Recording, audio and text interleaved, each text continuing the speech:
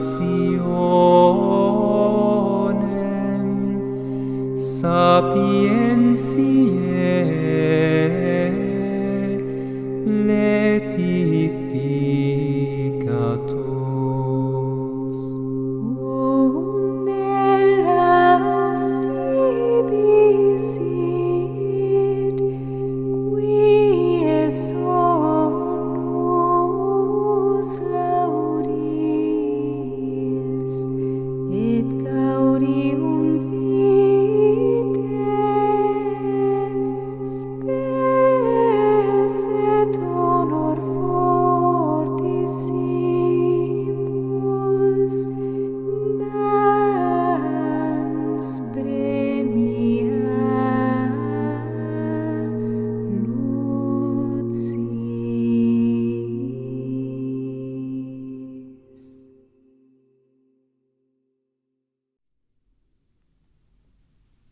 Sermões, por Santo Antônio. A tradução é do Frei Ari Pintarelli, editora Vozes, canal Leconde. Caros ouvintes, caso gostem do que aqui será lido, por favor, adquiram o livro. E caso gostem do meu trabalho, possam, devo e queiram auxiliá-lo, centavos serão bem-vindos, seja via Pix, PayPal, Apoia-se ou Vaquinha. Também é possível comprar livros que chegarão até mim para que sejam gravados, isso através da lista da Amazon. Ou ainda é possível tornar-se membro. Os links todos estão aqui no descritivo deste e dos demais vídeos. E eu também peço para que, por favor, curtam, compartilhem, comentem, inscrevam-se no canal caso já não tenham feito, pois isso faz diferença em termos de engajamento e é gratuito. Todos podem fazê-lo, é um momento. Muito obrigada pela presença. Eu desejo a todos uma boa escuta. Primeiro domingo depois do Natal. Temas do sermão. Evangelho do primeiro domingo depois do Natal. José e Maria admiravam-se. Divide-se em 3 partes. Primeiramente, sermão sobre a graça e glória de Jesus Cristo. Aprende onde está a sabedoria. Parte primeira, sermão sobre a pobreza. Deus me fez crescer. A miséria dos ricos. O Senhor te ferirá com a indigência. A humildade, a condenação dos soberbos e a exaltação dos humildes. O Senhor olhou a coluna de nuvens. A salutar tristeza dos penitentes. Um espírito triste seca os ossos. A obediência. Fala, Senhor, que teu servo te escuta. Aos penitentes e aos religiosos. Issacar, asno forte. Parte segunda. Sermão sobre a soberba e sobre a humildade do coração. Depôs os poderosos dos seus tronos. A ruína salutar para os pecadores convertidos. Será a ruína do cavalo. A ressurreição da alma dos pecados. Veio sobre mim a mão do Senhor, as faculdades dos nervos. Contra os amantes dos bens terrenos, abri minhas mãos. O duplo parto da bem-aventurada Virgem Maria, antes de dar à luz. A paixão de seu filho, recorda-te da minha miséria. As 4 estações do ano e seu significado, quando veio a plenitude do tempo. Parte terceira, a anunciação, ou seja, o nascimento do Senhor. Enquanto tudo estava envolto na tranquilidade do silêncio. E sermão moral sobre a penitência, enquanto tudo estava envolto na tranquilidade do silêncio. Exórdio. A graça e a glória de Jesus Cristo. Naquele tempo, José e Maria, mãe de Jesus, estavam admirados das coisas que dele se diziam. Diz Baruque: aprende onde está a sabedoria, onde está a prudência, onde está a força, onde está a inteligência, para saberes ao mesmo tempo onde está a longevidade e o sustento, onde está a luz dos olhos e a paz.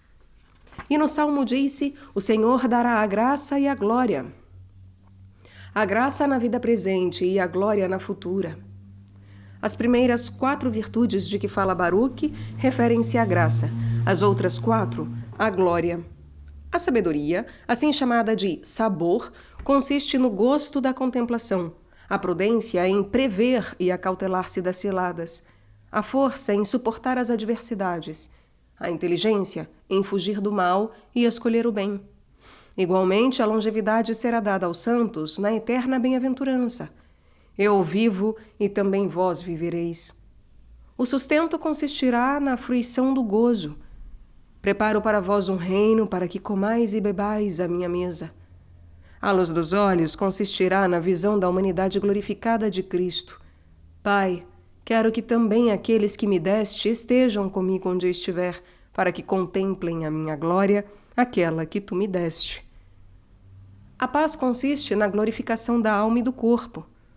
Tu conservarás a paz, porque em ti, Senhor, esperamos. Sobre a longevidade e a luz dos olhos fala-se no Salmo. Em ti está a fonte da vida, e em tua luz veremos a luz. Sobre a paz e o sustento, foi ele que estabeleceu a paz em teus limites, e da flor de trigo te sacia. A flor de trigo é a fruição do gozo que deriva da humanidade de Cristo, da qual saciam-se todos os santos. Outro comentário. Aprende, ó homem, a amar a Jesus, e então aprenderás onde está a sabedoria, etc. Ele mesmo é a sabedoria. A sabedoria edificou para si uma casa. Ele mesmo é a prudência. De fato, diz Jó, sua prudência, a prudência do Pai, feriu o soberbo, isto é, o diabo. Ele mesmo é a força. Ele é a força de Deus e a sabedoria de Deus. Nele está a inteligência, o conhecimento de todas as coisas. A seus olhos tudo é claro e aberto. Ele é a vida. Eu sou o caminho, a verdade e a vida. Ele é o sustento, porque é o pão dos anjos e o sustento dos justos. Ele é a luz dos olhos. Eu sou a luz do mundo. Ele é a nossa paz. É aquele que de dois povos fez um povo só. Ó homem, aprende essa sabedoria para saborear. Deves aprender essa prudência para cautelar-te, essa força para resistir, essa inteligência para conhecer, essa vida para viver, esse sustento para não desfalecer, essa luz para ver e essa paz para repousar. Ó bem-aventurado Jesus, onde hei de procurar-te? Onde te encontrarei? Onde, depois de ter te encontrado, encontrarei tão grandes bens? E onde, depois de possuir-te, chegarei à posse de tão grandes bens? Procura e encontrarás. Dize-me, suplico-te, onde mora? Onde repousa ao meio-dia? Queres ouvir onde? Dize, peço-te. Entre José e Maria, entre Simeão e Ana, encontrarás Jesus. De fato, lemos no Evangelho de hoje, José e Maria estavam admirados das coisas que dele se diziam. E neste Evangelho são postas em evidência estas 4 pessoas e, portanto, vejamos qual seja seu simbolismo moral. José significa crescente, Maria, estrela do mar. Simeão, que ouve a tristeza. Ana, que responde. Em José é indicada a pobreza, em Maria a humildade, em Simeão a penitência e em Ana a obediência. Falemos de cada uma delas individualmente. Primeiro, a pobreza, a humildade, a penitência e a obediência. A pobreza. José significa crescente. Quando o miserável homem se enche de delícias e se expande nas riquezas, então diminui, porque perde a liberdade. Com efeito, a cobiça das riquezas torna-o escravo, e enquanto se torna seu servo, ele diminui por si mesmo e em si mesmo. Infeliz a alma que é menor do que aquilo que possui. É menor porque, ao invés de pôr-se acima das coisas, põe-se abaixo delas. E mais claramente se expressa essa servil submissão quando se perde com tanto sofrimento aquilo que se possuiu com tanto amor. O próprio sofrimento é uma grande escravidão. Brevemente, não existe verdadeira e autêntica liberdade senão na pobreza voluntária. E este é o José crescente do qual fala o Gênesis. O Senhor me fez crescer, prosperar na terra de minha pobreza. Na terra da pobreza e não da abundância, fez-me crescer o Senhor. Fez-me diminuir na abundância e crescer na pobreza. Lemos no 2º livro dos Reis que Davi prosperava e se tornava sempre mais forte, enquanto que a casa de Saul decaía todos os dias. Davi que diz, eu sou mendigo e pobre, como luz que começa a resplandecer, progride e cresce até o dia perfeito.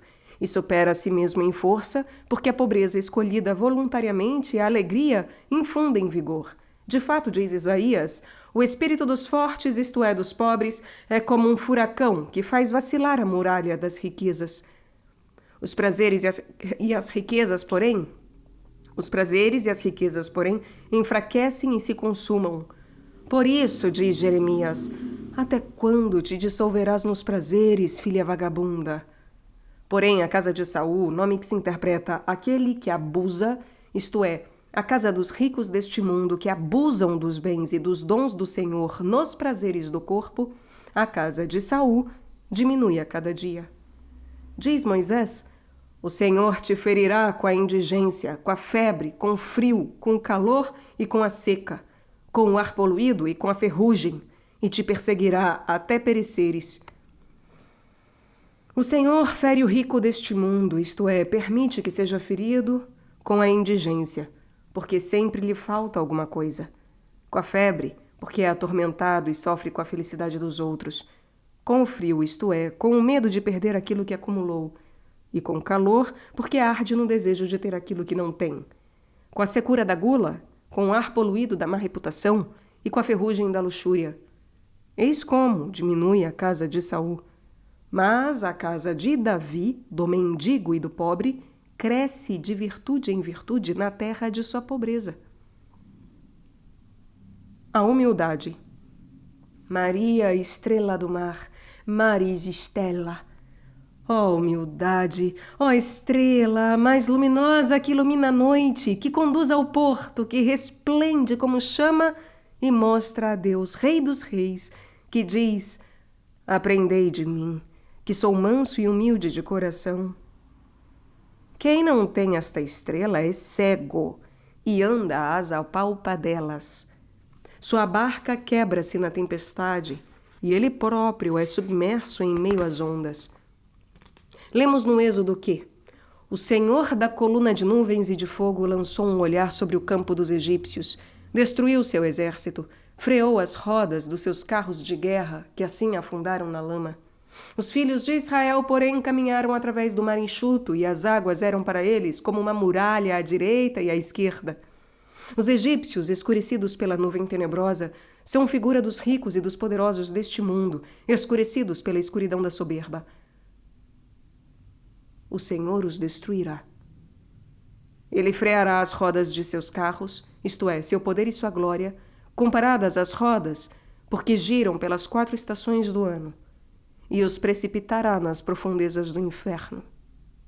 Mas os filhos de Israel, iluminados pelo esplendor do fogo, representam os penitentes e os pobres de espírito. Iluminados pelo esplendor da humildade, eles andam no enxuto, atravessam um mar deste mundo, cujas águas, isto é, as ondas da amargura, são para eles como uma muralha, que os defende e os protege à direita da prosperidade e à esquerda das adversidades, como se dissesse, para que o aplauso dos povos não os exalte e a tentação da carne não os oprima. A propósito, lemos no Deuteronômio, chuparam como leite as inundações do mar. Reflete que ninguém pode chupar alguma coisa se não apertar os lábios. Aqueles que têm a boca aberta no desejo das riquezas, nos negócios da vanglória, no aplauso das pessoas, não podem chupar, não podem absorver as inundações do mar. Dificilmente pode-se manter os lobos longe dos cadáveres, as formigas do grão, as moscas do mel, os velhacos do vinho, as meretrizes do prostíbulo e os mercadores da praça. Diz Salomão, diz o provérbio, o homem, segundo o caminho que tomou sendo jovem, não se afastará dele, mesmo quando for velho. Só os humildes que apertam os lábios rejeitando o amor às coisas temporais, chupam como leite as inundações do mar.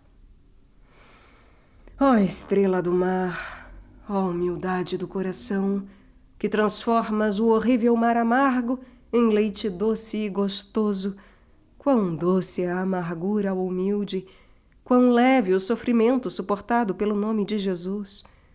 A Estevão foram doces as pedras, a Lourenço a grilha, A Vicente os carvões acesos. Por Jesus chuparam como o leite as inundações do mar. O verbo chupar dá também o sentido de avidez e do prazer. Só a humildade sabe chupar o sofrimento e a dor com avidez e prazer de espírito. Está escrito no Cântico dos Cânticos: quem me dera ter-te por irmão, amamentado aos seios de minha mãe. Aqui são propostas 3 pessoas: a mãe, a irmã e o irmão. A mãe é a penitência, que tem 2 seios, a dor na contrição e o sofrimento na satisfação, a obra penitencial de reparação. A irmã é a pobreza, o irmão, o espírito de humildade. Diz, pois, a irmã pobreza: quem me dera ter como irmão o espírito da humildade, para que chupe avidamente os seios de nossa mãe. Eis o irmão e a irmã, José e Maria, esposo e esposa, pobreza e humildade. É o esposo que tem uma esposa. Feliz o pobre que tem a humildade por esposa. A tristeza da penitência. Simeão, aquele que ouve a tristeza, diz o apóstolo: a tristeza, que é segundo Deus, produz a salvação. E nos Provérbios, o espírito triste seca os ossos, da gordura da luxúria e da petulância. E Jó censura-o asperamente também no leito através da dor e faz apodrecer todos os seus ossos. E nesse estado sente horror ao pão e ao alimento que antes sua alma tanto desejava. O leito simboliza o prazer da carne, no qual a alma jaz como que paralisada, destruída em todas as suas faculdades. Mateus diz: trouxeram-lhe um paralítico deitado no leito. O Senhor censura por meio do sofrimento no leito, quando infunde à alma que repousa nos prazeres da carne a dor pelos pecados. E então ela percebe a tristeza que faz apodrecer todos os seus ossos. E isso é também o que diz Daniel quando teve a visão: não restou em mim vigor algum, mas mudou-se o meu semblante e caí desfalecido e perdi todas as forças. Quando isso se verifica num pecador, o pão, isto é, os prazeres da carne, torna-se abominável, como também qualquer outro alimento que antes sua alma, isto é, sua animalidade, tanto desejava. E Daniel diz precisamente: não comi pão agradável ao gosto, carne e vinho não entraram na minha boca, nem me ungi com perfume algum. Diz Salomão: o coração que conhece a amargura de sua alma não permite que um estranho participe de sua alegria. Onde existe a mirra da tristeza, não pode entrar o verme da luxúria. Diz Isaías: afastai-vos de mim e deixai-me chorar amargamente. Não insistais em me consolar sobre a desolação da filha do meu povo. É o que deve dizer o penitente aos espíritos imundos: afastai-vos de mim e deixai-me chorar amargamente.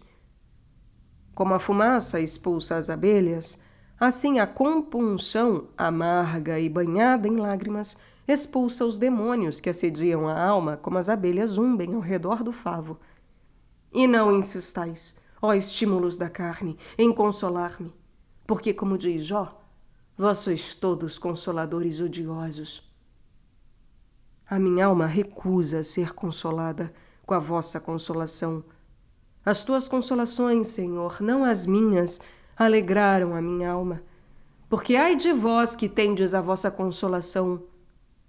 Portanto, não insistais em consolar-me pela desolação, isto é, pelo sofrimento da filha, ou seja, da carne, que é filha do meu povo, quer dizer, de todos os meus 5 sentidos. Com efeito, diz o Salmo, é ele, Deus, que submete o meu povo. A obediência. Ana, aquela que responde com Samuel: fala, Senhor, que teu servo escuta. E com Isaías: eis-me aqui, envia-me. E com Saulo: Senhor, que queres que eu faça? Está escrito: uma resposta branda vence a ira, e a língua amável do homem bom produz abundantes frutos. A resposta branda do súdito humilde vence a ira do prelado soberbo. Daí, nas parábolas, a paciência do súdito acalma o príncipe. E como diz o eclesiástico, não te oponhas ao ímpeto do rio, isto é, à vontade do prelado, mas abaixa a tua cabeça diante dele. E a língua amável da boa graça frutificará no súdito correto, para poder dizer com Jó: chama-me e eu te responderei. Responde a quem o chama, àquele que, de bom ânimo, obedece quem lhe dá uma ordem. Eis que, assim, tratamos brevemente dessas 4 virtudes, para que quem deseja encontrar Jesus tenha consigo essas 4 pessoas, já que em meio a elas está a salvação. José e Maria levam Jesus ao templo. Simeão e Ana o reconhecem e o bendizem. De fato, a pobreza e a humildade levam Jesus pobre e humilde. É a pobreza que leva aos ombros a Cristo Jesus. É a pobreza que leva aos ombros Jesus. Lemos no Gênesis: Issacar, asno forte, deitado sobre os limites, viu que o lugar do repouso era belo e que a terra era ótima, e curvou os ombros para carregar o peso. Issacar interpreta-se recompensa e simboliza a pobreza, que recusa todas as coisas terrenas para poder receber a recompensa eterna. Issacar é chamado asno forte. O asno é um animal de transporte, oneríferum, que carrega o peso, que se nutre de alimentos grosseiros e de pouco valor. Assim também a pobreza suporta o peso do dia e o calor e se contenta com coisas grosseiras e rudes. Diz o bem-aventurado Bernardo, que pode ser ouvido aqui no canal: o pão de farelo e a água pura, as simples verduras e os legumes não são alimentos muito agradáveis. Mas no amor de Cristo e no desejo da doçura interior, ao contrário, é muito agradável poder satisfazer com esses alimentos um ventre sóbrio e morigerado. Quantos milhares de pobres satisfazem de boa vontade as necessidades da natureza com esses alimentos, e também só com alguns deles. Portanto, seria facílimo e também agradável viver em estado natural, acrescentando-se o condimento do amor a Deus, se nossa insensatez não o impedisse. Deitado sobre os limites, não entre os limites. Os limites são 2, a entrada e a saída de nossa vida. Sobre eles está e repousa a pobreza. Ela considera o miserável ingresso do homem na vida e volta sua atenção para sua lacrimosa partida, e, portanto, não quer deitar-se entre os 2 limites para ouvir, como se diz no livro dos Juízes, os balidos dos rebanhos, isto é, as seduções e as sugestões dos demônios. Mora ou está deitado entre os 2 limites quem não medita sobre o início e sobre o fim da sua vida. Mora ou está deitado entre os 2 limites quem não medita sobre o início e sobre o fim da sua vida, mas repousa nos prazeres da carne e na vaidade do mundo. Viu que o lugar do repouso, da bem-aventurança celeste, era belo e que a terra da morada eterna era ótima. Dobrou seu ombro para carregar Jesus, pobre, o Filho de Deus. Carrega Jesus aquele que, por seu amor, suporta com paciência todas as adversidades que encontra. Diz o eclesiástico: aceita tudo o que te é mandado e suporta-o no sofrimento. A pobreza carrega sobre os ombros, a humildade carrega o peito, sobre os braços. Lemos no Cântico dos Cânticos: o meu amado é para mim como um ramalhete de mirra, colocado entre os meus seios. No diminutivo, o ramalhete é indicada a humildade, e na mirra a amargura da paixão do Senhor. O coração está situado entre os seios, e é como se a humilde esposa dissesse: carrego no coração o meu amado Jesus, ramalhete de mirra, isto é, humilde e sacrificado, para ser humilde de coração e com o corpo pregado com ele na cruz. Portanto, a pobreza e a humildade carregam Jesus ao templo, isto é, carregam-no até alcançar o templo não feito por mãos humanas, ao templo da celeste Jerusalém. Igualmente, a penitência e a obediência o reconhecem e o bendizem. Diz o Salmo: louvor e beleza estão na sua presença. Em relação ao penitente, cujo louvor é sua beleza. Com efeito, o louvor limpa a lepra do pecado e orna com a graça do Espírito Santo. Vestiste majestade e esplendor, isto é, revestiste os penitentes, que com a confissão se purificam e com a graça resplandecem. Em relação ao obediente, a santidade e a magnificência brilham no seu santuário. O Senhor santifica o obediente com a pureza da consciência e a mortificação da sua vontade, com a perfeição da vida na execução das ordens dos outros. Eis onde habita o Rei das Virtudes. Adquire essas virtudes e encontrarás a sabedoria de Deus e a força de Deus, Jesus Cristo. Irmãos caríssimos, imploremos-lhe humildemente que queira edificar sobre essas 4 colunas a casa de nossa morada, na qual ele habite conosco e nós com ele. Nolo conceda ele próprio, que é bendito nos séculos. Amém. Segundo, a profecia de Simeão.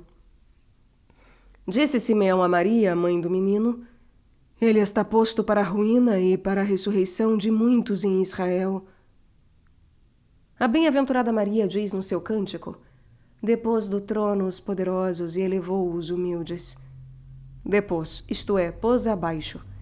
E é isso que diz também o profeta Abdias: a soberba do teu coração elevou-te, a ti, que habitas nas fendas do rochedo, que elevas o teu trono, que dizes dentro do teu coração: quem me fará cair por terra? Ainda que te eleves como a águia e ponhas o teu ninho entre os astros, eu te arrancarei de lá. Isto é, pôr-te-ei abaixo, diz o Senhor. Sobre esse assunto, veja o sermão do domingo da 60ª. Saiu o semeador a semear a sua semente. E o sermão do domingo da 50ª. Parte 1ª. Um cego estava sentado ao longo do caminho. Depôs, pois, os poderosos. É isso que diz também Daniel. Eis que um vigia e santo desceu do céu e clamou com voz forte e disse: deitai abaixo esta árvore e cortai-lhe os ramos, sacudi-lhe as folhas e dispersai os seus frutos. A árvore, chamada em latim arbor, de rubor, força, é figura do poderoso deste mundo, que, como diz Jó, estendeu sua mão contra Deus e se fez forte contra o Onipotente. Este é cortado com o machado da morte e precipitado no inferno. E então seus ramos, isto é, o poder dos parentes, a nobreza da estirpe, que costumava incrementar e alargar, serão cortados. Então suas folhas, isto é, seus discursos cheios de vento da soberba, serão sacudidas. E então seus frutos de riqueza e de prazeres que havia acumulado para sua ruína serão dispersos. Depois pôs os poderosos dos tronos e elevou os humildes. E isso diz Jó: aos tristes alenta com a prosperidade, com a salvação. E ainda: quando te julgares destruído, surgirás como a estrela da manhã, e terás confiança pela esperança que te será posta. Depôs o soberbo Amã e exaltou o humilde Mardoqueu. O primeiro caiu do seu trono, do seu alto trono. Este foi elevado para o lugar daquele. Com razão, pois, diz a bem-aventurada Virgem Maria, depôs do trono os poderosos e elevou os humildes. Por isso o santo Simeão diz a ela, falando de seu filho: ele é posto para a ruína, etc. É isso que diz também por boca de João: eu vim a este mundo para julgar, para que vejam os que não veem e os que veem se tornem cegos. Sobre a ruína destes, diz Isaías: Jerusalém vai se arruinando e Judá caindo, porque a língua deles grita: crucificai-o, crucificai-o. E suas falsas acusações, isto é, posso destruir este templo feito pela mão do homem, etc., são contra o Senhor, para ofenderem os olhos de sua majestade divina. Sentido moral.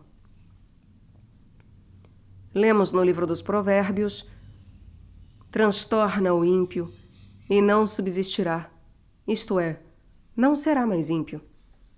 Caiu o ímpio perseguidor Saulo, e surgiu Paulo, pregador. Portanto, a expressão ele é posto para a ruína entende-se dos pecadores. Diz Zacarias: será a ruína do cavalo e do burro, do camelo e do asno, e de todos os jumentos. No cavalo é indicada a soberba. Todos continuam na sua corrida como o cavalo que corre a toda a brida para o combate. E no burro é indicada a luxúria. Não vos torneis como o cavalo e o burro. No camelo é indicada a avareza. Um camelo não pode passar pelo buraco de uma agulha, isto é, um avarento não pode viver na pobreza de Jesus Cristo. No asno é indicado o torpor da negligência e do ócio, que são a cloaca de todos os vícios. De fato, diz-se asno como para dizer altacinens, que recusa as coisas altas. O torpor da negligência certamente não permite que se suba para o alto, ao contrário, quer sempre andar no plano. No Gênesis, Abraão disse a seus servos: esperai aqui com o asno. Os servos representam as tendências pueris e carnais que esperam com o asno, isto é, com a inércia e a lentidão próprias do asno. Nos jumentos é indicado o gozo voluptuoso dos 5 sentidos, dos quais Isaías diz: peso dos jumentos do meio-dia, ei-los aí, vão por uma terra de tribulação e de angústia, donde saem a leoa e o leão, a víbora e os dragões voadores. A terra é a carne, que nos produz os espinhos da tribulação e os abrolhos da angústia. E este é o peso dos jumentos, isto é, dos 5 sentidos, que são os jumentos do meio-dia, quer dizer, do prazer mundano. Nessa terra de tribulação e de angústia, que os jumentos pisam e sujam, existe a leoa da luxúria e o leão da soberba, a víbora da ira e o dragão voador da inveja e da vanglória. Ó Senhor, caiam na ruína esses animais e esses jumentos, para que o pecador bestial Iumentinus caia juntamente com eles e, caindo em ruína, faça ressurgir o homem espiritual. Digamos, pois, eis que está posto para a ruína e para a ressurreição de muitos. Concordam com isso as palavras de Ezequiel. A mão do Senhor veio sobre mim e levou-me a um campo que estava cheio de ossos de mortos.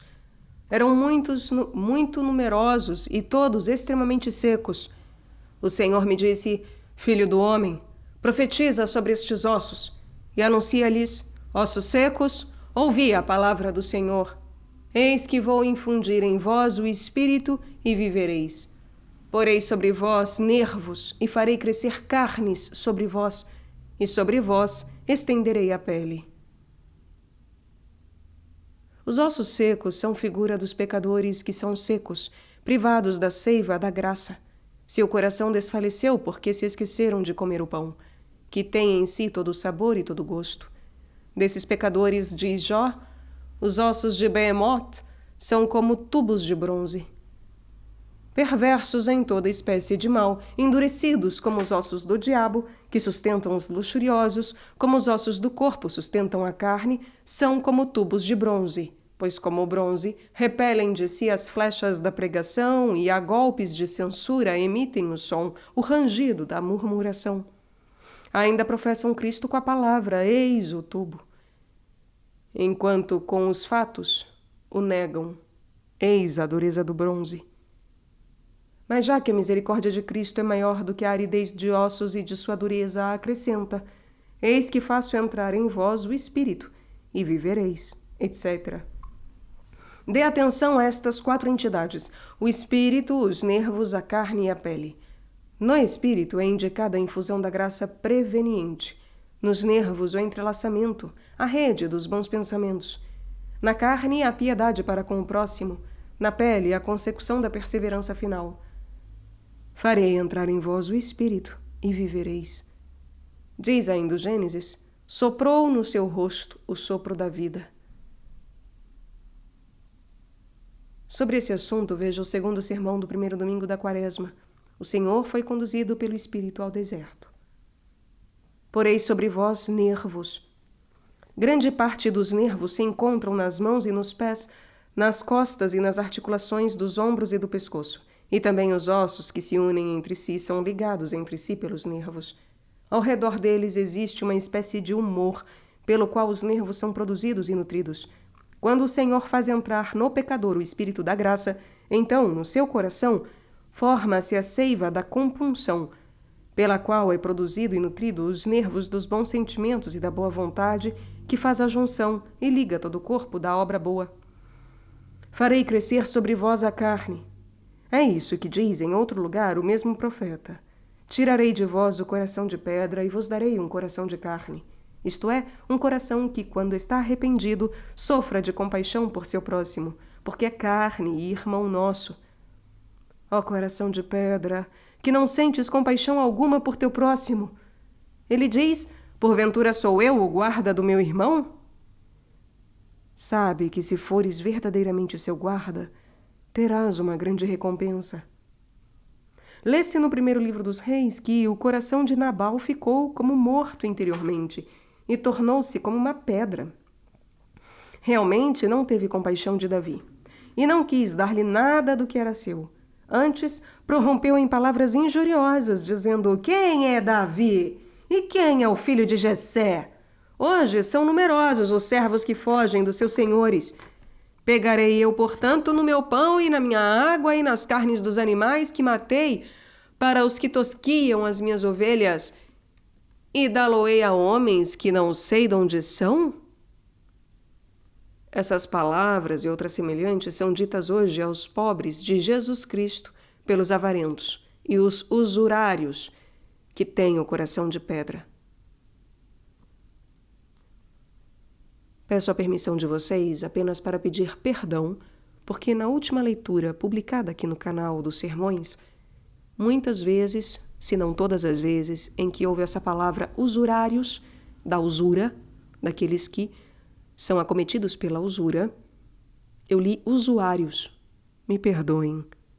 E obrigada àquele que me corrigiu. Usurários. Essas palavras e outras semelhantes são ditas hoje aos pobres de Jesus Cristo pelos avarentos e usurários que têm o coração de pedra. Sobre vós estenderei a pele. O ato de estender a pele é figura da perseverança final. Vós, diz o Senhor, sois aqueles que tendes perseverado comigo nas minhas tribulações. Mas ai daqueles que perderam a paciência. Diz Jó, a minha pele secou e se contraiu. A pele seca e se contrai quando a obra boa é despida da perseverança final. Diz o Eclesiástico, o homem é desnudado, isto é, mostra aquilo que realmente é, só no fim. E então manifestar-se-á a sua torpeza. Eis que temos explicado de que modo o Senhor faz reviver os ossos secos. Ele que está aqui para a ressurreição de muitos. E sinal de contradição. Disso fala Mateus. E então aparecerá no céu o sinal do Filho do Homem. E Isaías. Levantai o estandarte sobre esse monte coberto de trevas. Levantai a voz, agitai a mão. O monte coberto de trevas representa o diabo, monte por causa da soberba, coberto de trevas por causa da escuridão da sugestão com a qual ofusca a mente. E sobre aquele monte, os pregadores elevam um estandarte, quando pregam que ele foi vencido pelo poder da cruz. Levantam a voz quando em cada ocasião oportuna e inoportuna admoestam, censuram e exortam. Agitam a mão quando põem em prática com as obras aquilo que pregam com a boca. Desse sinal, diz o Senhor por boca de Ezequiel, com um tal marca a fronte dos homens que gemem e que se doem de todas as abominações que se fazem no mundo. Com um tal marca a fronte dos homens que gemem e que se doem de todas as abominações que se fazem no mundo. Somente esses não se opõem ao sinal da paixão do Senhor, porque eles o trazem na fronte. E quem são aqueles que gemem e sofrem, senão os penitentes, os pobres de espírito, que se gloriam da cruz de Jesus e gemem e sofrem por todas as abominações que se fazem no mundo? Os infiéis se opõem com as palavras e com as obras, e, portanto, o apóstolo diz: pregamos Jesus crucificado, escândalo para os judeus, loucura para os gentios. Os falsos cristãos se opõem com as obras. Ai daquele, diz Isaías, que se opõe ao seu Criador, vasilha de terra de Samos, ou seja, um vaso de argila que se revolta contra o oleiro. Samos é a cidade onde nasceu a arte dos oleiros. O vaso de barro chama-se em latim testa, que soa quase como tosta, tostada, e é figura do falso cristão, tostado, queimado e endurecido pelo fogo, porque privado de devoção, frágil nas obras, feito de barro, e se opõe a quem o criou, ou também a Cristo, que o formou com suas mãos pregadas sobre a cruz e o restabeleceu na honra da primitiva dignidade, na qual não pode manter-se senão por meio dele. Por que, então, o infeliz se opõe ao seu Criador, ao seu Redentor, com o mau testemunho da sua vida desonesta? Por isso Isaías queixa-se profundamente. Estendi as minhas mãos todo dia para um povo incrédulo, que anda por um caminho que não é bom, seguindo seus próprios pensamentos. Um povo que diante de minha face sempre me está provocando a ira, que imola vítimas nos jardins e sacrifica sobre tijolos, que habita nos sepulcros, dorme nos templos dos ídolos, que come carne de porco e põe um caldo profano em suas taças. Estendi as minhas mãos, abrindo-as sem jamais negar nada a quem me pedia. Estendi a minha mão e não houve quem olhasse. No primeiro advento, a mão do Senhor foi estendida e aberta, mas no segundo será fechada. E então ferirá com o punho e quebrará os dentes dos leões. Estendi as minhas mãos sobre a cruz. E está escrito no Cântico dos Cânticos: as minhas mãos são feitas ao torno, ornadas de ouro e cheias de jacintos, ametistas.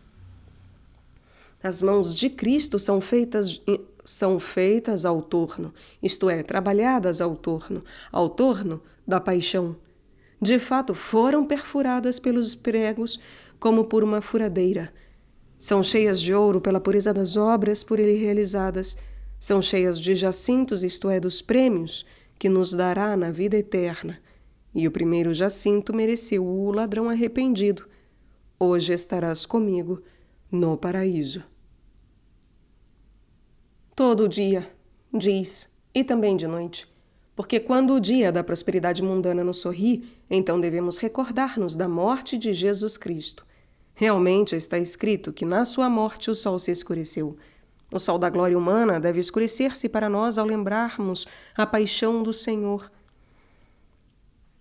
A um povo incrédulo estendi as minhas mãos. Diz Isaías, o incrédulo age como infiel. E Agostinho, crer em Deus quer dizer amar a Deus, ir a Ele e ser incorporado em seus membros. Quem não faz assim, mente quando diz, eu creio em Deus. Portanto, incrédulo é aquele que não crê desse modo e age como infiel. Sua fé é morta, porque lhe falta a caridade. Que anda por um caminho que não é bom, largo e espaçoso que conduz à morte. É isso que lemos nos Provérbios. O apóstata é um homem inútil, caminha com a boca perversa, fala com o dedo apontado, faz sinais com os olhos, bate com os pés, seguindo seus pensamentos, dos quais o livro da sabedoria diz: os pensamentos perversos afastam de Deus. E o Espírito Santo mantém-se distante dos projetos insensatos. Um povo que continuamente me provoca a ira, isto é, a vingança por sua tendência ao pecado. Diz Sofonias, ai de ti, cidade provocadora e remida, como se dissesse, provocam-me a ira, eles que eu redimi com o meu sangue. Diante de minha face, isto é, abertamente, o que é pior. Diz Isaías, como Sodoma, gloriam-se do seu pecado, em vez de escondê-lo. Que imola nos jardins, eis a luxúria. Isaías, vós vos envergonhareis dos vossos jardins, vós vos envergonhareis dos vossos jardins, isto é, dos lugares de prazer que vós escolhestes. para satisfazer a vossa luxúria. E fazem sacrifícios sobre tijolos. Eis a avareza. O Êxodo: não vos será dada a palha, mas fareis o mesmo número de tijolos. Com frequência acontece que aos avarentos e aos usurários são roubadas as palhas, isto é, suas riquezas. Mas apesar disso, continuam a fazer os tijolos da avareza, ao menos com a vontade e as palavras. Ou também sacrificam sobre os tijolos aqueles que recitam o ofício divino ao lado do fogo, ou na cama, ou coisas semelhantes, e desse modo pensam cumprir seu dever para com Deus, que habita nos sepulcros. Eis a detração. Sua gula é um sepulcro aberto, e dorme nos templos dos ídolos. Eis a hipocrisia, que como ídolo apresenta-se sob a aparência da religião, mas falta-lhe a prova das obras. Mas ai, quantos são hoje os adoradores dos ídolos! Veneram um simulacro que representa uma santidade inexistente, fictícia. Que comem carne de porco, eis a imundície da gula, e põem caldo profano em suas taças, isto é, em seus corações. Eis a impureza dos pensamentos. Todos aqueles que fazem essas coisas contradizem, renegam o sinal da paixão do Senhor. E também a ti uma espada traspassará a alma. A dor que a bem-aventurada Virgem Maria sofreu na paixão de seu filho foi como uma espada que traspassou sua alma. É o que diz Isaías. Antes de ter a dor do parto, deu à luz. O parto da bem-aventurada Virgem Maria foi duplo, um na carne e outro no espírito. O parto na carne, da carne, foi virginal e repleto de toda alegria, porque a bem-aventurada Virgem deu à luz sem dor o gozo dos santos. E, portanto, diz junto com Sara: o Senhor me deu o sorriso, e todo aquele que o souber sorrirá comigo. Com a bem-aventurada Maria, devemos sorrir e gozar pelo nascimento de seu filho. Mas devemos participar também de sua dor. Na paixão do filho, sua alma foi traspassada por uma espada. E aquele foi o segundo parto, doloroso e cheio de toda amargura. E isso não deve causar admiração, porque aquele Filho de Deus que ela, por obra do Espírito Santo, havia concebido virgem, e virgem o havia dado à luz, via-o suspenso na cruz com os cravos, suspenso entre dois ladrões. Por acaso causa admiração se uma espada lhe traspassou a alma? Considerai e vede se existe dor semelhante à sua dor. Portanto, antes de dá-lo à luz na paixão, deu-o à luz no dia da natividade. Antes de dá-lo à luz na dor, deu-o à luz na alegria. Sentido moral. Jeremias, nas Lamentações, falando em lugar de Jesus Cristo, diz ao Pai: lembra-te da minha pobreza e da minha superação, do absinto e do fel. A paixão de Cristo é chamada superação porque superou a dor e os sofrimentos de todos os mártires. Por isso, Lucas diz que Moisés e Elias falavam de sua partida, em latim, excessus, que sugere o sentido de excesso, isto é, da sua paixão que realizaria em Jerusalém e que teria superado qualquer outro sofrimento. Quando o justo considera tudo isso, logo lembra o que é dito, sempre nas Lamentações: eu me lembrarei sem cessar disso, e minha alma definhará dentro de mim. Ó Filho de Deus, eu me lembrarei sem cessar. Latim, memoria memor erro. A repetição da palavra exprime o profundo sentimento de quem ama. Eu me lembrarei de tua pobreza, que foi tão grande que na morte não teve um sudário no qual ser envolvido, nem um sepulcro no qual ser deposto, se não lhe tivesse sido cedido como esmola, ou a título de piedade como um pobre mendigo. E da superação, isto é, da paixão na qual superou e foi além de qualquer dor humana. Daí a palavra de João: saiu Jesus com seus discípulos para o outro lado da torrente de Cedron. que se interpreta a profunda tristeza. Com efeito, na sua paixão, Cristo superou qualquer outra tristeza ou angústia. Antes de sofrer sua paixão, os mártires ignoravam em que medida deveriam sofrer, e, portanto, não sofriam tanto quanto teriam sofrido se o soubessem. O Senhor, porém, que tudo conhece antes que aconteça, antes de dirigir-se para sua paixão, conhecia perfeitamente a intensidade dos tormentos aos quais se dirigia, e, portanto, não causa admiração que tenha sofrido mais do que todos. Do absinto e do fel, de que fala também o Salmo, deram-me fel por comida, fel de touro, segundo contam, que é o mais amargo que existe. Quando trago à memória tudo isso, a minha alma desfalece, porque é traspassada pela espada da sua paixão. E quando isso acontece, então são revelados os pensamentos de muitos corações. É isso que diz também Jó. Ele revela o que está nas profundezas das trevas e ilumina a sombra da morte. Quando o Senhor traspassa a alma com a espada da sua paixão, então revela o que está no profundo, isto é, os vícios que estão bem longe do fundo do poço.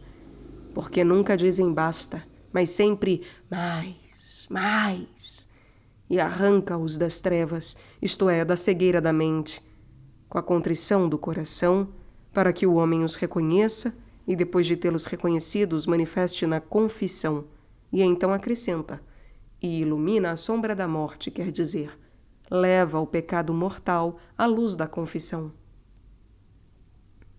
Com esta parte do trecho evangélico concorda a parte da epístola de hoje, que diz, quando chegou a plenitude dos tempos. Se de fato, como diz Eclesiastes, para cada coisa existe o tempo oportuno, e o eclesiástico, o homem sábio, estará em silêncio até um certo tempo, deve-se crer que também Deus tenha escolhido o tempo oportuno para realizar a obra da salvação do homem e enviar o seu verbo.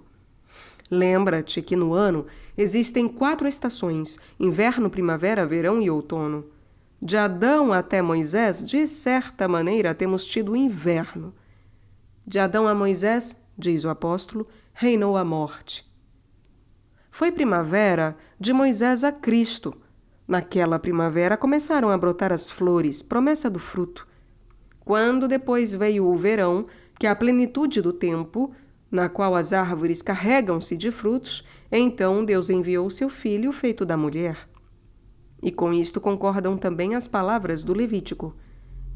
Eu vos darei chuvas nos seus tempos, e a terra dará o seu produto, e as árvores carregar-se-ão de frutos. A debulha do trigo prolongar-se-á até a vindima, e a vindima juntar-se-á à semeadura, e comereis o vosso pão à saciedade. O Senhor enviou a chuva quando o orvalho molhou toda a eira, e a chuva caiu sobre o velo.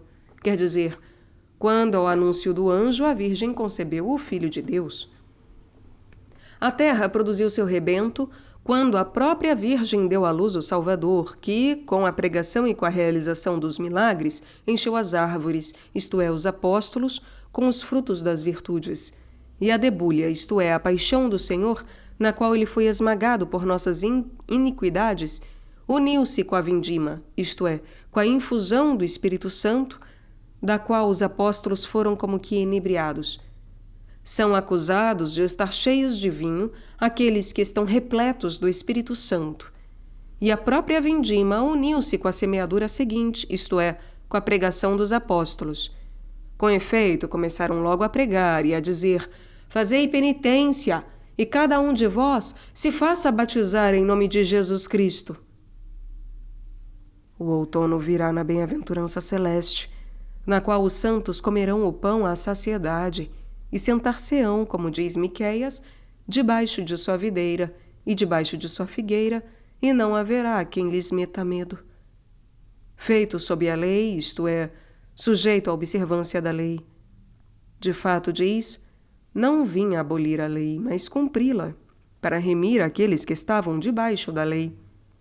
Lemos na carta aos Hebreus, veio para destruir com sua morte aquele que tinha o império da morte, isto é, o demônio, e para livrar aqueles que, pelo temor da morte, estavam sujeitos à escravidão toda a vida. Eis que agora fica claro em que sentido Jesus veio para a ruína dos demônios e para a ressurreição de muitos. Para que recebêssemos a adoção de filhos. Que graça! Deus adotou os escravos como filhos. E se somos filhos, somos também herdeiros. Herdeiros de Deus e co-herdeiros de Cristo. Terceiro, a anunciação ou o nascimento do Senhor e a penitência. Com esta parte da epístola concordam as palavras do introito da missa de hoje. Quando tudo repousava num profundo silêncio e a noite estava no meio de seu curso, a tua palavra onipotente, baixando do céu, do seu trono real, do teu trono real, saltou de improviso no meio da terra condenada ao extermínio, como um inflexível guerreiro.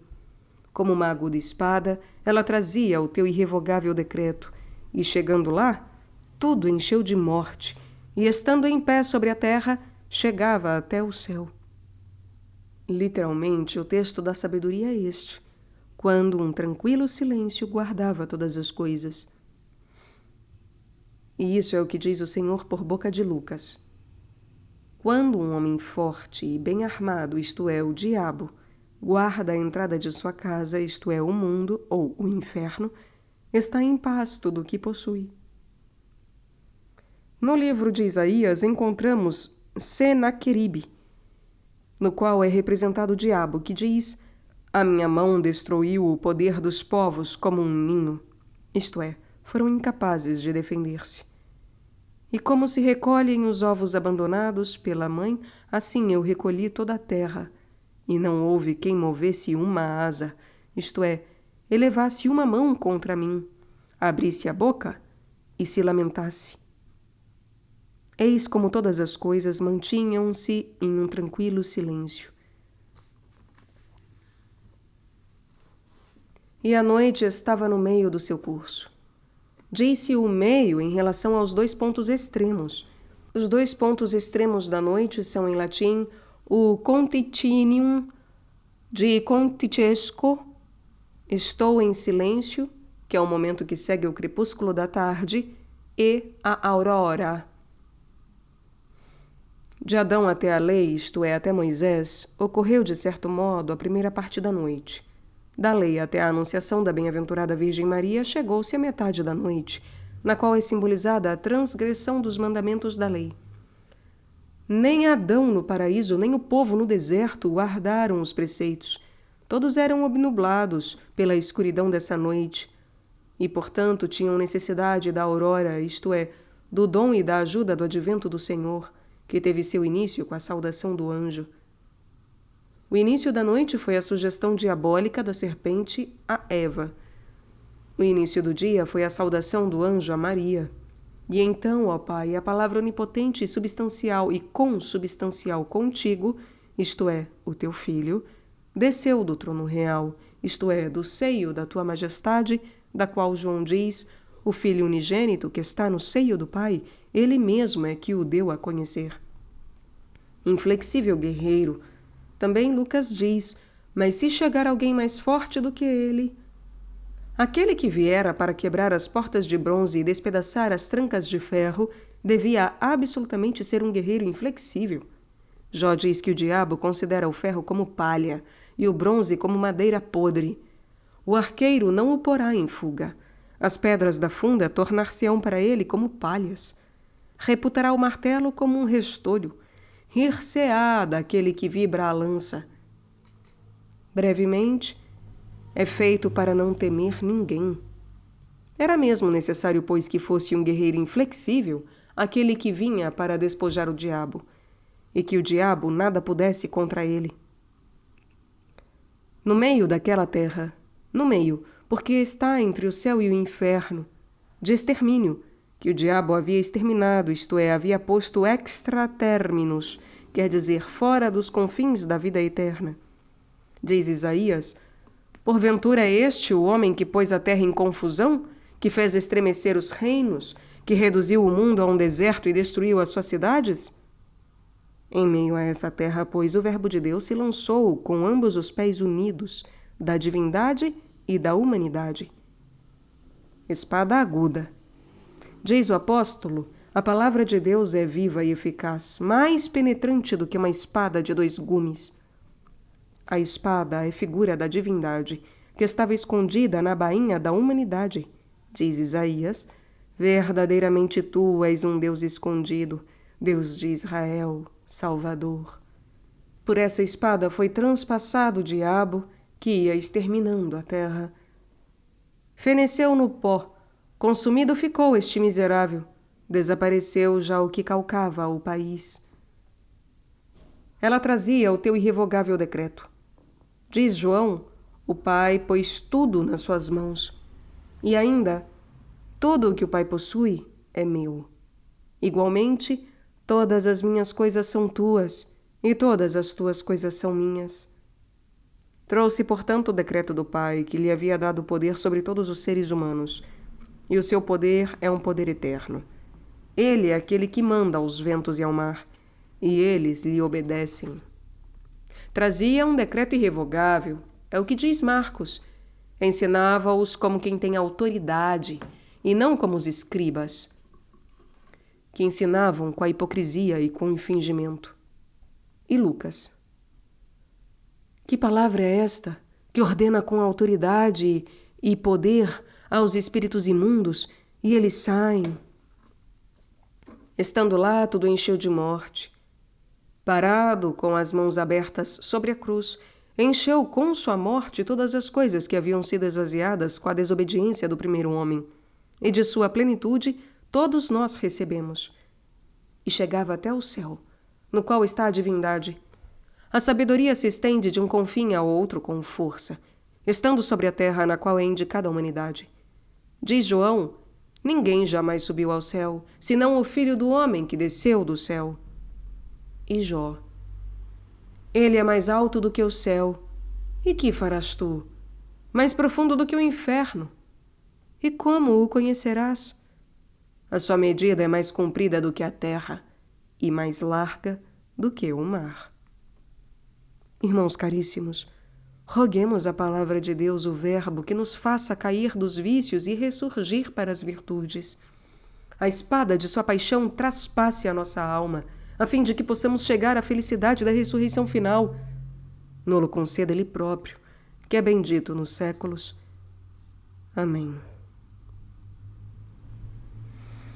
Quando tudo repousava num profundo silêncio. Consideremos o significado moral dessa expressão.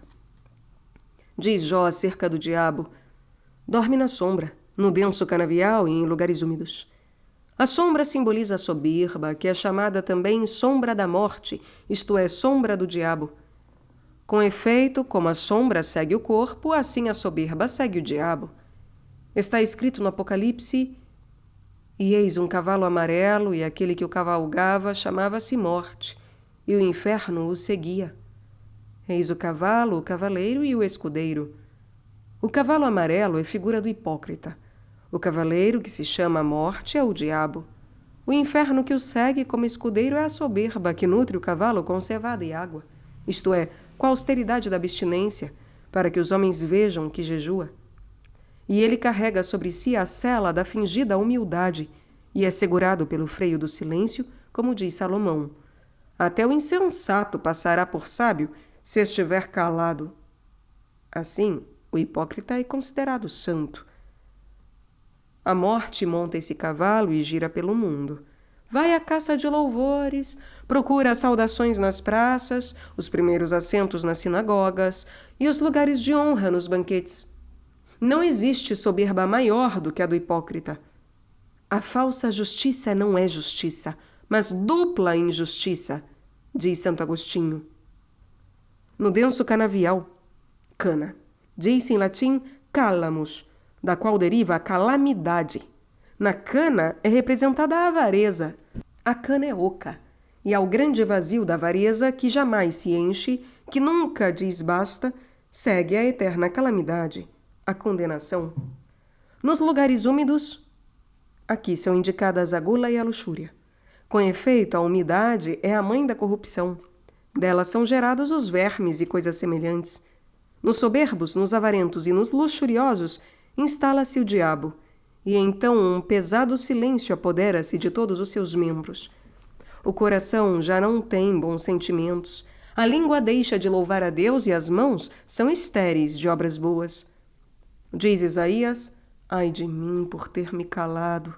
Isto é, ai, a ameaça da condenação eterna está em tal silêncio. A noite estava no meio do seu curso. A palavra noite, em latim nox, deriva de nuocere, fazer mal, porque é danosa aos olhos e é figura do pecado mortal, pelo qual é obscurecida a luz da razão. Quem anda de noite tropeça. Os momentos extremos dessa noite são a primeira obscuridade, crepúsculo, chamado em latim conticinium, e a aurora. O primeiro simboliza o consenso da vontade cega, a segunda, a infusão da graça divina. Entre esses dois extremos, no meio, está a obra má e o hábito do pecado. Desse caminho intermediário fala-se no Salmo: o caminho dos ímpios perecerá. E isso se verificou quando a palavra onipotente saltou, isto é, quando veio a graça do Espírito Santo, que com justiça é chamada a palavra onipotente, porque tem o poder de transpor qualquer obstáculo que se interponha à salvação. É chamada a palavra, em latim, sermo, porque semeia e insere, infunde na alma as virtudes, ou também porque mantém sã a mente, sermo, servati mentem, que sarou do pecado. Lemos no livro da sabedoria: não foi a erva, isto é, o verdor das riquezas, que depressa secam, e nem o lenitivo ou o emoliente dos prazeres que o sarou, mas a tua palavra onipotente, ó Senhor, que sara todas as coisas, que desceu do trono real da sua bondade e misericórdia. E Joel conclui: convertei-vos ao Senhor vosso Deus, porque Ele é misericordioso e benigno. Guerreiro inflexível na contrição. A graça é chamada guerreiro inflexível porque, como um martelo, quebra a dureza da mente. Acaso não é minha palavra como fogo e como um martelo que esmaga as pedras? No meio da terra, isto é, na mente do pecador, que é chamada terra porque tende para os bens terrenos, e diz-se no meio porque é posta entre a misericórdia e a justiça. Com efeito, lê-se em João que Jesus ficou só e a mulher de pé no meio. Isto é, entre a misericórdia, Jesus, e a justiça, os judeus que queriam justiçá-la. Terra de extermínio. Dois são os pontos extremos, a entrada de nossa vida e a saída. Quando a mente do homem não habita neles, não se fixa sobre eles e não faz considerações sobre eles, então está exterminada, quer dizer, literalmente, que é posta fora desses dois pontos, latim extra terminus. Diz Isaías: os gritos ouviram-se à volta pelos confins de Moabe. Moabe é figura do pecador, e em seus dois confins, nascimento e morte, ouve-se esse grande clamor. Quando vem ao mundo, ele chora e grita. Quando sai dele, choram os seus. Com efeito, diz o Eclesiastes, chorando acompanharão o seu cadáver pelas ruas. Espada aguda. Na confissão. A graça torna-se espada aguda quando afia a língua do pecador na confissão, a fim de que possa dizer com Isaías: tornou a minha boca como uma espada aguda. E sobre isso diz o Senhor a Ezequiel: e tu, filho do homem, toma uma navalha afiada que corte os cabelos, toma-a e passa-a por cima da tua cabeça e da tua barba. Com a espada da confissão, o pecador deve rapar-se a cabeça, na qual está a mente, para que não fique pecado algum na consciência. Deve rapar-se a barba, na qual é representado o valor das obras boas, para indicar que não deve confiar em si, mas no Senhor, do qual provém todo o bem. Trazendo o teu irrevogável decreto. A verdadeira confissão não conhece simulação. A verdadeira confissão manifesta a verdadeira. A verdadeira confissão não conhece simulação. A verdadeira confissão manifesta a verdade da consciência diante do Altíssimo e diante do seu confessor, e assim reconhece em si a soberania absoluta do Senhor. Tem presente que 4 são os inimigos da confissão: o apego ao pecado, a vergonha de se confessar, o medo da penitência e a não esperança do perdão. Quem supera inteiramente na confissão esses 4 inimigos, sem dúvida restabelece em si mesmo o completo domínio do Senhor. Tem presente que 4 são os inimigos da confissão: o apego ao pecado, a vergonha de se confessar, o medo da penitência e a não esperança do perdão. Quem supera inteiramente na confissão esses 4 inimigos, sem dúvida restabelece em si mesmo o completo domínio do Senhor. E chegando lá, tudo encheu de morte, com a satisfação, isto é, com a reparação da penitência. A graça está como que firme de pé quando produz no penitente uma viril perseverança na penitência, com a qual enche de algum modo de morte, isto é, de mortificação, todos os seus membros, a fim de que, morto ao pecado, viva somente para Deus, e então poder-se-á dizer dele o que segue, e estando na terra, toca o céu. A graça chega até o céu estando na terra, quando age de maneira que o penitente, enquanto ainda está neste mundo, toque o céu com seu pensamento e seu desejo, e assim possa dizer com o apóstolo: somos cidadãos do céu. Somos cidadãos do céu. Irmãos caríssimos, roguemos ao Senhor Jesus Cristo que mande em meio a esta terra de extermínio a graça do Espírito Santo, pela qual se quebre a dureza da mente, afie a língua na confissão, encha os membros do corpo de mortificação, a fim de que possamos tocar o céu com pensamentos e aspirações celestes. Nolo conceda a Ele, que é bendito nos séculos. Amém.